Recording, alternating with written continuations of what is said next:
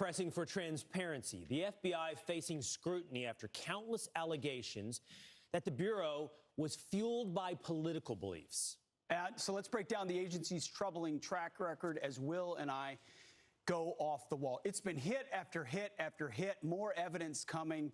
But a lot of the revelation of this political bias began with the Mueller report, which was tied to trying to figure out how much the Trump campaign conspired with Russia to influence the 2016 election. So Bob Mueller was brought in as special counsel to look into it and determine it.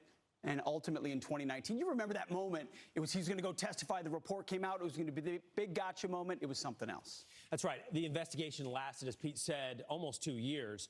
It included witnesses over 500 that were interviewed, requests to 13 foreign governments, and orders for communications and records obtained, well over 230 records.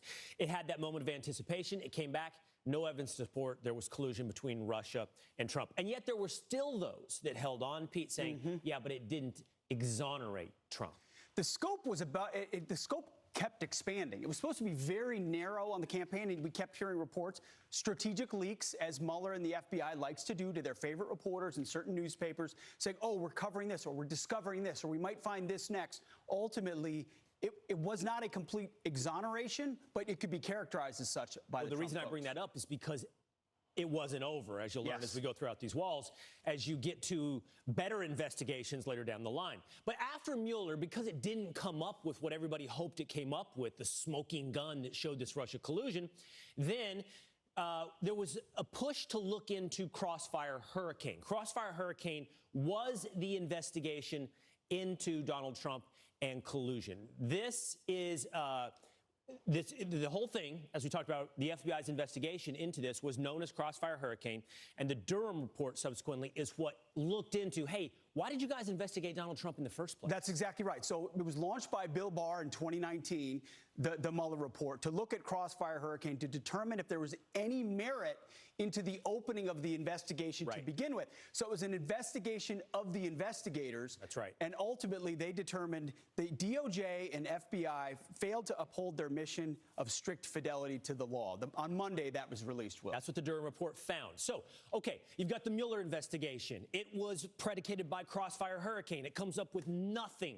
So the Durham report looks into it and goes, well, if it's so empty, why'd you do it in the first place? And what we found out is it's because the FBI broke all procedure, had politicized hacks all throughout the FBI whose stated goal was to take down Donald Trump, and they were essentially in cahoots with Hillary Clinton's campaign to do so. That's right. The report said specifically, in particular, there was significant reliance on investigative leads provided or funded directly or indirectly by Trump's political opponents. It confirmed what everyone else was unwilling to report.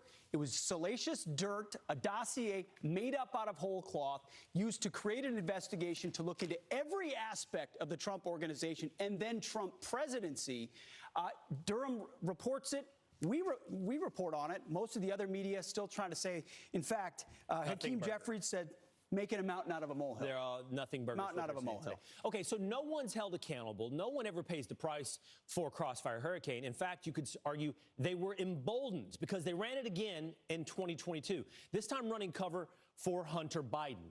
Of course, you know that story. Hunter Biden's laptop was suppressed. You had the New York Post story that came out. Social media begins to cover the New York Post story, and you have all of this now suppression based upon the government saying, with the backing of intel agencies, it's Russian disinformation. That was the big thing we learned from it, right? So they suppressed the story before the election to benefit Joe Biden. No doubt about it. Said it's not legitimate, 51 intelligence agencies, all of that. Then Elon Musk takes control of Twitter and releases the Twitter files. And we learned a lot about the bias at the top of Twitter. But more importantly, we learned about the influence of the FBI on Twitter and social media outlets. They warned of a hack and leak. Look out, there's going to be a hack and leak, even though they knew the concern was unfounded based on looking at all the evidence. Yeah. Just like they knew that Hunter Biden's laptop was legit because they'd had it for a year. So the FBI running cover for Hunter and cover for Biden by suppressing this story and then pushing the FBI on Twitter to say, do our bidding. That's right. Unbelievable. It's tempting to think the FBI is politicized when it comes to famous politicians, but no, the larger point is it's about politics and Americans and how so many people that hold beliefs that are now considered to be radical, that yesterday were mainstream, become the target of the state surveillance apparatus. How about pro-life advocates? In October of 2022, we learned that 11 pro-life advocates who allegedly blocked access to an abortion clinic were targeted by the FBI for a raid. Absolutely they were. But this date is really important. What happened just a few months before that? The Dobbs decision, right? Right. So politically speaking, the left was in a free fall because their shrine of Roe v. Wade had been overturned. So now we got to focus on these pro-life activists who are now suddenly radicals who the FBI needs to target, just like parents at school board meetings. Exactly. Oh, look out. They're the dangerous ones now. Yeah, the FBI says that these pro-life advocates violated the FACE Act, blocking access to an abortion clinic. But the backlash begins, and critics saying you're selectively targeting people with certain viewpoints, like Absolutely you pointed right. out, with school board meetings as well. And this whole time, you kind of wonder, saying, where are the good men and women, the rank and file inside the FBI, blowing the whistle on the fact that there are political prerogatives at the top? Well, this week in testimony on Capitol Hill, we heard from a number of these FBI whistleblowers. Here's a couple of them. The first one, a gentleman on the left. Steve Friend. Steve Friend, watch. Working as an FBI special agent was my dream job.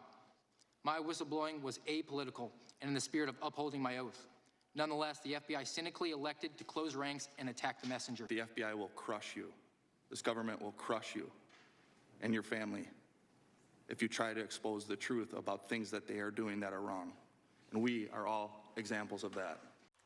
The second voice you heard was Garrett O'Boyle. Both of those men were former FBI agents, whistleblowers about the politicization they saw inside the FBI. And for speaking out, they have been targeted by the FBI. And we could have gone on and on, by the way. January 6th, another example. A lot of them, that testimony in this room was premised on the fact that they were trying to ramp up the view of violent domestic extremism by treating it as if all the cases were nationwide and there were all these groups nationwide, as opposed to a single incident on January 6th, which wouldn't lead to their ability to push the talking point all the way to the White House. What's the biggest threat in America?